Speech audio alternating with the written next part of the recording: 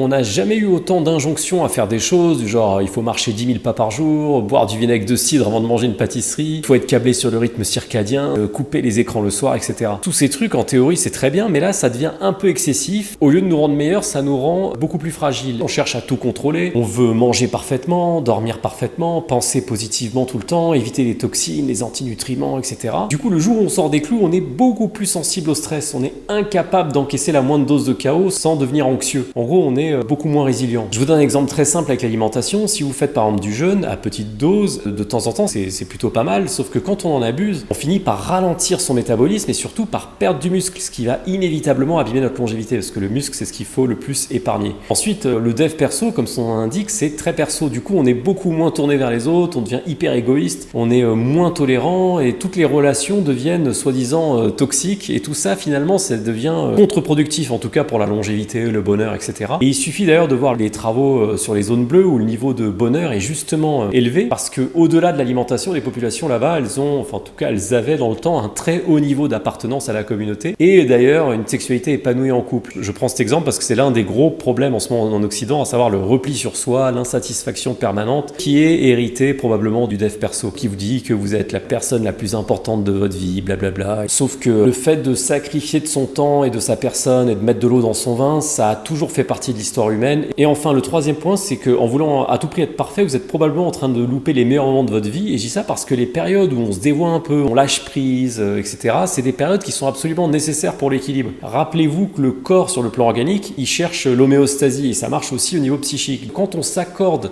aucun moment d'atermoiement, de plaisir coupable, etc., et ben on n'accumule aucune expérience. Et à la fin, souvent, non seulement on regrette, mais surtout on passe à côté des meilleurs moments de sa vie. C'est pour ça que c'est toujours intéressant de se laisser aller à des moments un peu improvisés. Typiquement, les rencontres amoureuses, ben on les fait souvent beaucoup plus à la boulangerie du coin que dans son lit à 22h avec des lunettes anti-lumière bleue et un kombucha au safran. L'une des plus belles chansons du monde, donc Sad Eyed Lady of the Lowlands de Bob Dylan, elle a été enregistrée en une seule prise très tard dans la nuit et la légende raconte que les musiciens ne savaient absolument pas quand le morceau allait se terminer et ça a donné ce résultat incroyable justement parce qu'il y a des moments de tension et de calme qui se font totalement au dernier moment. Et en fait cette nuit-là, Bob Dylan était probablement dans un état méditatif, c'est le moins qu'on puisse dire. On n'aurait pas eu la chance de connaître ce morceau si Bob Dylan était un fan de biohacking. C'est bien de revenir vers la santé, mais il faut reconnaître que cette espèce d'hygiénisme 2.0, c'est pas forcément propice à l'épanouissement, à la créativité. Il faudrait pas confondre l'intensité qu'on doit mettre dans sa vie ou dans une pratique avec le fait de devenir psychorigide, pas devenir esclave du dev perso, de l'utiliser comme un moyen et pas comme une fin. En conclusion, de se laisser aller de temps en temps avec un bon verre de vin, un bon fast-food si on en a envie, et une bonne soirée qui finit tard parce que ça n'a jamais fait de mal à personne.